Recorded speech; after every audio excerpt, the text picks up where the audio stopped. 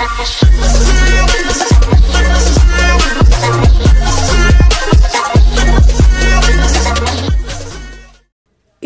cerita bersambung Manusia Harimau dari Sumatera.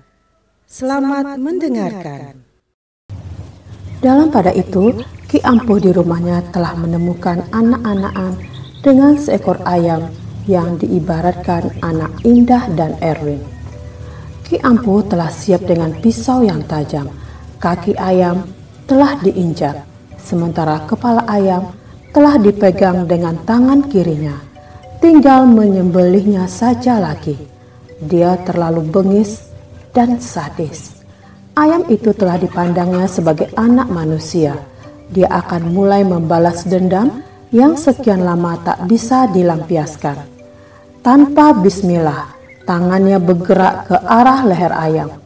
Tetapi setelah tinggal 1 senti, dia tidak bisa meneruskan. Dia coba dengan seluruh tenaganya. Tidak juga berhasil. Ada kekuatan tak terlihat yang menahan tangannya. Dan orang yang punya tenaga gaib itu tentunya Erwin, pikirnya. Tiba-tiba terdengar suara yang selalu amat ditakutinya. Auman harimau. Di dalam rumah itu tetapi tidak kelihatan. "Engkau tidak melihat aku, Ki Ampuh? Butakah engkau?" tanya suara menggempita. Ayam dilepaskan dari tekanan kaki dan pegangan tangan.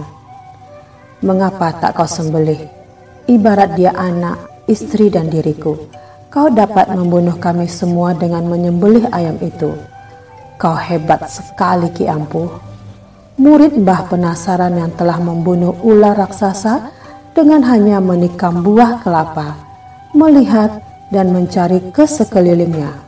Tidak ada siapa-siapa, tidak manusia, tidak harimau, pun tidak manusia harimau. "Laknat, perlihatkan dirimu," kata Ki Ampuh.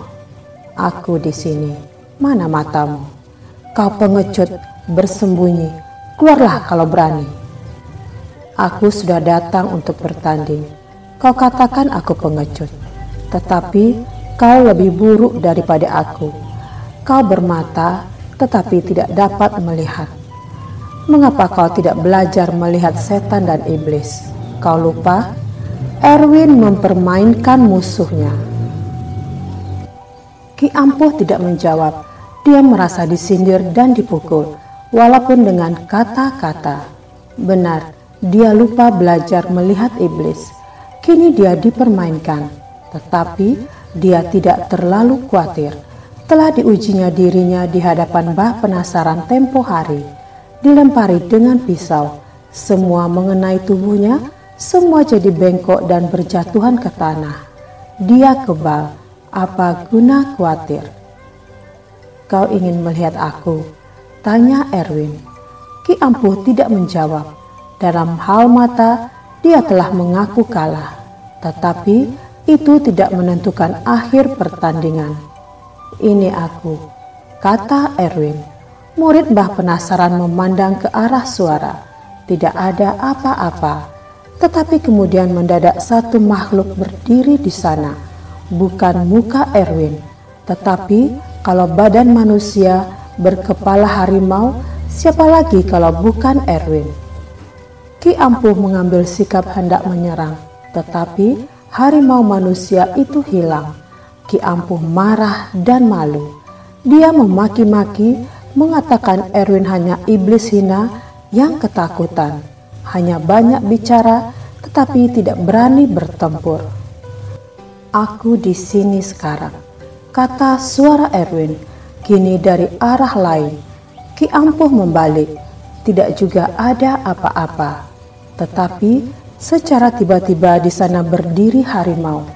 Tidak lagi seperti yang tadi. Harimau penuh tetapi tidak berekor. Sebagaimana dijanjikan oleh Sultan Tabiang Jurang. Bila Erwin memenuhi cara meminta, maka dia akan menjadi harimau buntung dengan gigi-gigi manusia tetapi bertaring 4, 2 di atas dan 2 di bawah. Melihat itu, Ki Ampuh berkeringat dingin.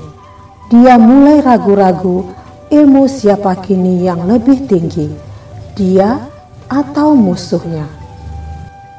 Mbah Penasaran mengatakan bahwa tidak ada lagi kekuatan dunia yang bisa mengalahkannya.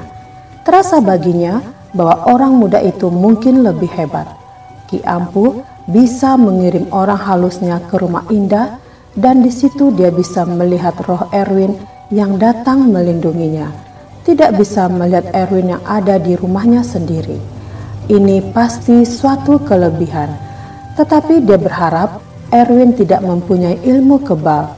Dia akan menggunakan senjata tajam menghadapi Erwin yang kini bisa pula membentuk harimau buntung. "Siapa gurumu, Erwin?" tanyanya untuk melengahkan anak muda itu. "Kakekku sendiri. Hebat dia ya. Masih akan dibuktikan Ki Ampuh. Mungkin kau lebih unggul. Siapa tahu. Kau masih ragu-ragu akan dirimu, bukan? Karena kau tahu bahwa aku ini sudah jauh lebih hebat daripada dulu," kata Ki Ampuh.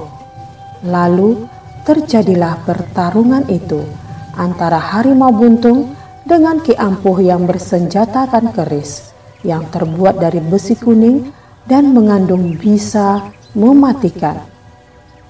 "Kau akan menyusahkan aku, Erwin." "Jangan kau berpura-pura. Aku bersungguh-sungguh. Bukankah aku akan susah menanam mayatmu nanti?" "Oh begitu. Jika demikian, aku akan hindari kau dari kesusahan itu." "Apa maksudmu?" "Kau yang akan tewas, dan aku akan meninggalkanmu di sini. Keluargamu lah yang akan mengurus penguburanmu kalau kau tidak jadi binatang setelah mati nanti," kata Erwin. "Aku tidak punya keturunan untuk jadi binatang." "Terima ini Ki Sombong," kata Erwin, dan dia melompat menerjang muka murid Mbah Penasaran itu. Tetapi tendangan tidak mengenai sasaran.